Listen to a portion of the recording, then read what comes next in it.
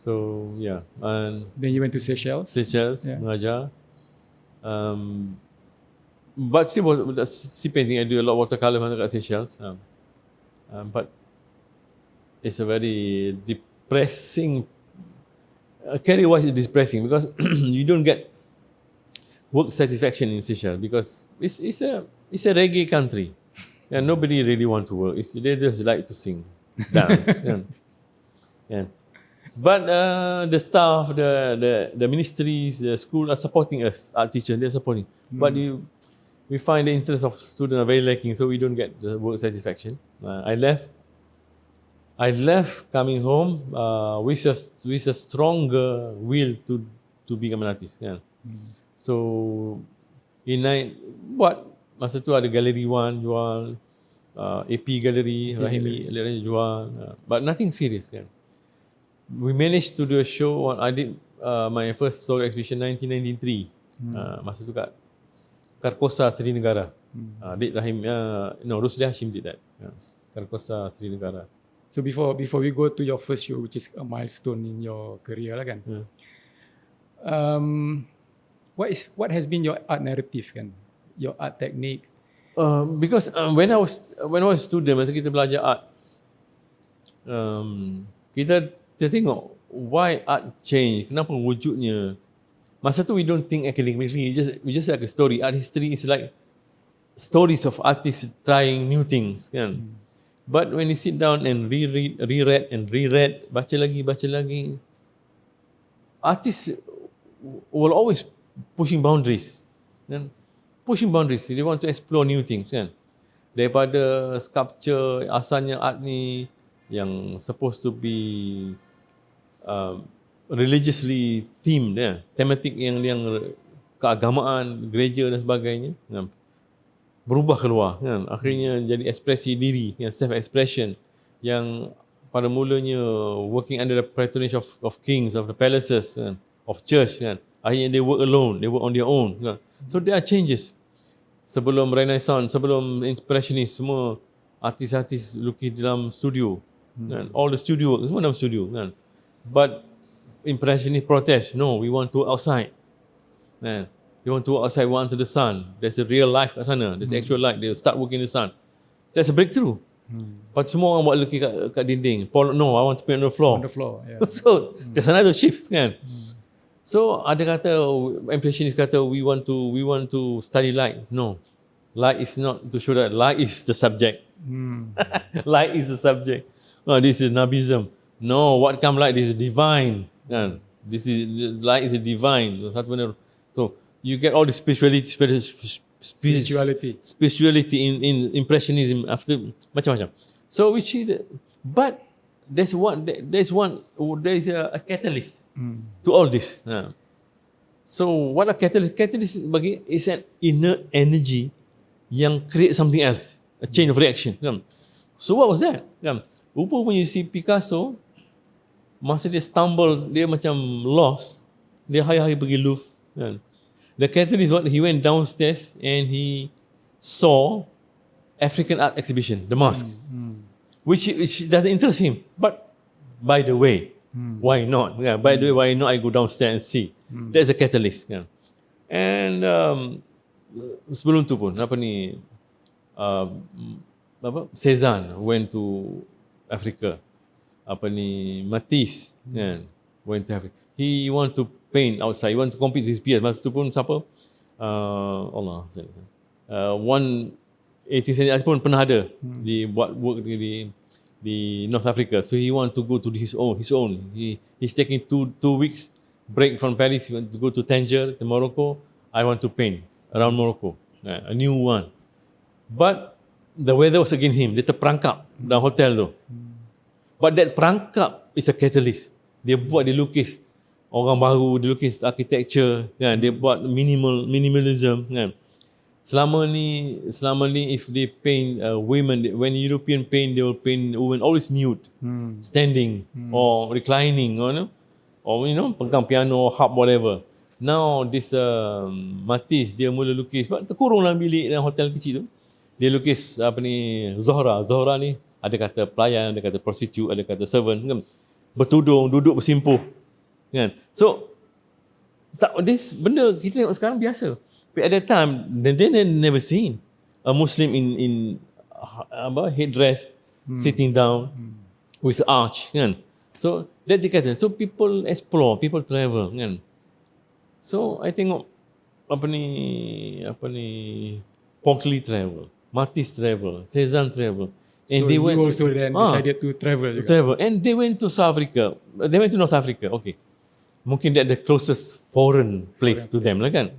Mungkin lah, but I thought they can go to Turkey, they can go to northern area, the Viking. Tapi mungkin as Africa is exotic.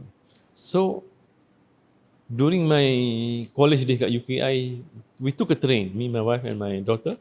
We took a train to Morocco. We went to see what's this? What's this Morocco all about? Kan? Kita pergi. I went there and to Tangier especially. I'm not interested in camels or desert. No, I want to see this artist place ni. Macam mana? What inspired them? Kan?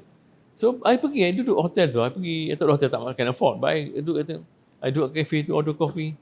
Then you realize it's different. The light is different, the sound is different. Dia dengar bunyi camel, bunyi kambing, orang menjerit, lagu Arab, lagu French, kan, dengan polis, dengan whistle, and you smell the aromatic, you smell the dog's urine, the cat urine, the fragrance, and the burning barbecue. All this create that another visual in your head tau. Kan, another visual, very fresh, kan. And you macam boleh unlearn everything. You want to do something new. That's, so I explain, it's invigorating, it's churning, it's burning inside. You want to do something about this place. What I don't know, but I want to do is creating something. It's a catalyst. It start to create, start to burn, start to click something inside me. So masa tu I decide I want to be an artist. I want to create something about my travels. Not about my travel, yes, but from this travel, what I can do. Sampai sekarang, I belum jemu dengan Morocco. Lepas tu baca lagi. Rupanya semua orang pergi Morocco. Semua orang study. And Tangier in Morocco actually is a very, very dynamic place because it's neither Europe, it's neither Africa. It's land in between. Dia terombang-ambing. You imagine apa ni, the sensation of standing in Africa, but you can gaze at Europe. Tak ada tempat dalam dunia. Not many places you can do that. Standing in Africa without the dark continent behind you and looking into Spain. Very nice. It's very so nice. That was your catalyst. And you were talking about your first solo show. So you went to Morocco during your student days. Okay. So for your first show tu? The first solo was at Karkosa Seri Negara. The show was titled Room of Flowers.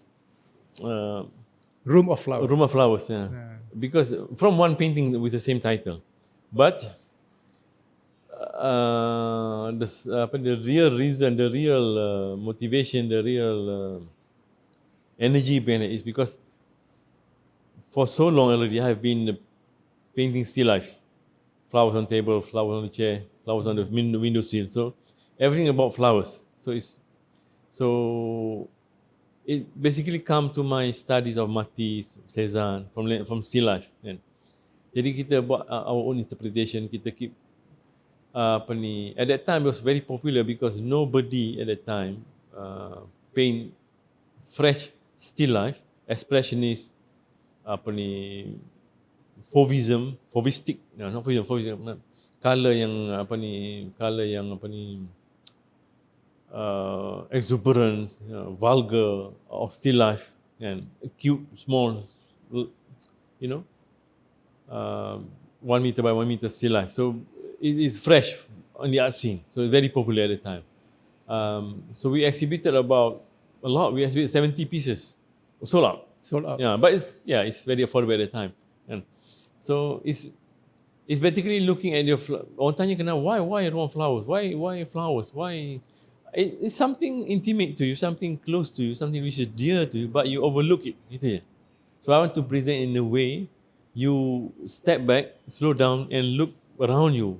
The beauty around you, your father, your mother, your parents, your sister, siblings, your things around that has been given to you, yang you took for granted. Those are beauties in the eye for the artist. Those are beauties. So I want to paint that to show that all these beauties you are looking for is with you all the time. Itu je. I remember one time when you had a show with us. you were saying that you like to experiment with colors, and you feel that if you are an artist and you don't extend the boundaries of color, then there's no point being an artist. I remember you saying that you care to, because like I said earlier, color is always my endeavors, my language. But and for example, when I was looking at Monet's Water Lily, it's a very long painting, water lilies, impressionist painting. But how the for example, the purple and the purple is not painted on the flowers. It's mixed in your eyes. So it's blue and red, blue and red, blue and some patches of white. So the color mixed optically in your eyes, not physically on canvas. And tambah pula dengan illusion of the artificial lighting. So they cast some shadows on the impasto on the paint kan. So you see the stroke of the painting, you see the effect of natural light, artificial on the paintings, and the interaction of colors in your head. So to me, this very the energy is so much, it's so strong that I think there's so much to explore about colors. But of course, you have to study color theories and color phenomenal and the spirituality of colors and the color strength, the weakness, the color mixture. It's you have to study that. But all that is only by doing. You mentioned just now the word vulgar, colorful. Vulgar in colors. Vulgar when you paint bunga raya in purple, in green is vulgar, is obscene. It hurts certain people. It hurt your acceptance. Can this be real? So it is something that is expressed out from you. Okay. And the receiver, the person who receives the art, will have their own interpretation. Okay. So this whole symbiosis of you expressing in your language, and somebody receiving by looking at your artwork. How do you see that? Do you have a wish for the receiver? Basically I wish the receiver, the receiver, they also read a lot. Because art interpretation, you need to have some basic background knowledge. Not about my art. It's about art in general, art appreciation. That's what we're lacking. So people tend to find in this country works that are pretty, beautiful, or pleasing, aesthetically, which is nothing wrong with that. Okay, Tapi if you don't have a critical mind, if you don't know how to appreciate, if you don't sit and explore visually, you will not find any beauty. You will just suit my color, suit my decor. But to me, art is more than that. We are not talking about conceptualism or a higher hierarchy of art expression. Just basic formalistic style. What is color balance, color harmony? What is a good composition? That thing has to be taught in schools. For example, people say I don't understand art. I say, in the first place, it shouldn't be understood. Nobody asks you to understand it. You have to feel it, because this expressionist painting, we are not talking about imagery. We are talking emotions, expressions, and feelings, and mood and nuances. So kalau you boleh dengar Tchaikovsky, Beethoven, Mozart, and you boleh sit for hours without knowing lyrics, without knowing the history of the musician, same likewise, you can also enjoy painting macam tu. You can sit for hours and stare at the painting, explore colors, form, balance, vitality, harmony, everything. But it has to be taught. It has to be exposed to it. So my struggle with viewers, with receivers, is that their complaints or their argument is that we don't understand. We don't understand. We cannot appreciate. But I think that's very easy. But we need media, we need school to do that.